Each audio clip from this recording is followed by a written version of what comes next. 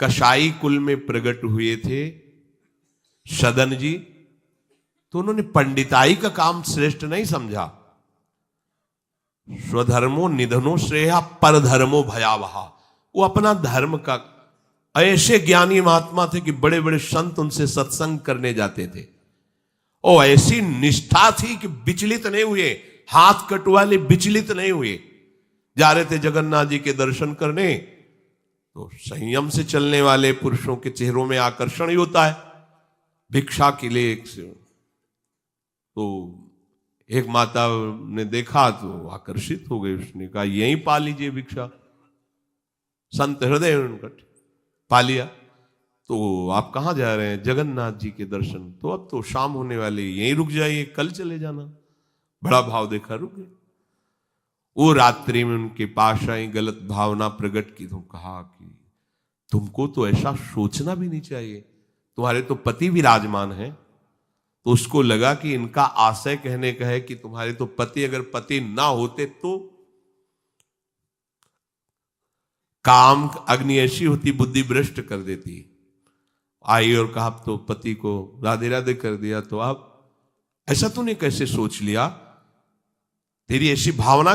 बोले अब ज्यादा हमारे सामने बाबागिरी नहीं, अब हम जो कहें वही कहो, नहीं तो हम जब पति को मार सकती तो तुम्हें अभी पूरी जनता से मरवा सकती है।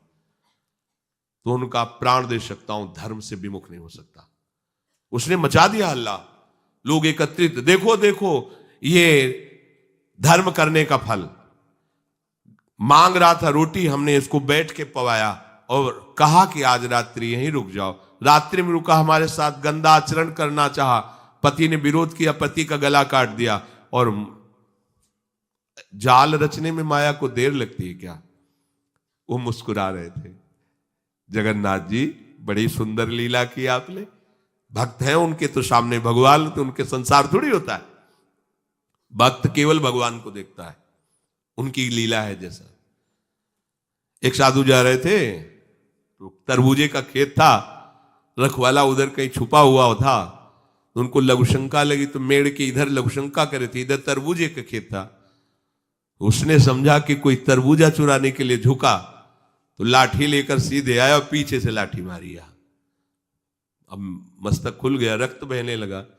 जब वो घूमे तो देखा कंठी तिलक महात्मा। उनका अरे महाराज, हमने समझा गांव का कोई चोर है तरबूज चुराने के लिए।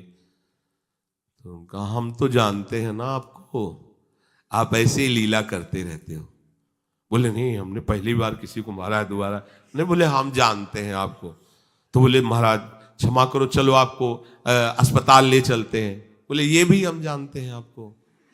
और वो तो अपने भाव में वहां ले गए, डॉक्टर ने पट्टी लगाई और एक आदमी आया और उसने कहा साधु को कोई ऐसा पीड़ा दे सकता है? तुम चिंता मत करो। गर्म दूध लाया, मीठा करके पिलाया।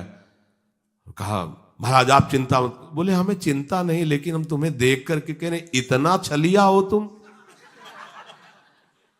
मतलब हमने क्या, दूध है, चीनी है, इसमें मिला दिया हमने, कोई और तो इसमें जहर तो मिलाया नहीं। हम जान रहे हैं ना, तुम ही वो पहले लाठी से मारा, फिर अस्पताल लाए, तुम ही ने पट्टी बांधी और तुम ही हमें दूध पिला। बोले महाराज नहीं, ऐसा ऐसा करके फंसा क्यों रहे हो हमको, हमने ऐसा। बोले हम तो अब तुम हमें भुलावे में नहीं डाल सकते, तुम ही हो, तुम ही हो। वो अपने भाव में है, वो सामने वाले के। तो साधु अपने भाव में होता है। तो सदन जी आनंदित है, हे भगवान ये तुम्हारी लीला है। राजा के पास सुबह पेश किया गया उनको बांध कर। उनसे पूछा तुमने अपराध किया? तो उनका ऐसा नहीं। बोले ये आपके, तो बोले जो कह रही है इसमें भी भगवान की कृपा है। अब वो इस बात को समझ नहीं पाए। एक बार उन्होंने कह दिया ऐसा नहीं, पर जब दोबारा कि ये तो सत्य कह रही, तो उनका ये भी भगवान की इच्छा होगी, इसमें भी भगवान की कृपा है। तो बोले इनके दोनों हाथ काट दिए जाए। साधु है, प्राणदंड तो नहीं, इतने हाथ काट दिए गए, छोड़ दिया जगन्नाथ जी के सामने में। हाँ प्रभु, हाथ तो वही ले लिए थे, ले जोड़ के प्रणाम करते आपको। अब आप तो सब जान ही रहे, अपराध नहीं, इसलिए देखो हृदय आनंदित थे, इतने कष्ट में। और जे भी ऐसे हाथ जोड़ने को किया, नवीन हाथ जागृत हो गए। और भगवान प्रसन्न होकर के, भगवान जब बातचीत करते हैं तो यही बातचीत अपने से होने लगे, तो आप नहीं सुन पाएंगे, जिससे होगी वही सुन पाए।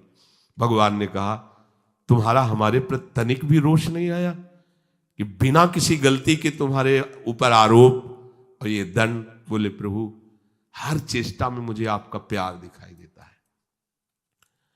तो वो करके इतने बड़े महात्मा है कि जहां आप भयभीत हो जाएंगे कि भैया वो ऐसे तो हम धर्म से चलते हैं, पर अब सब जान जाएंगे, दंड मिलेगा, इससे अच्छा चल भैया जैसा तेरा। नहीं, प्राण चले जाएंगे धर्म।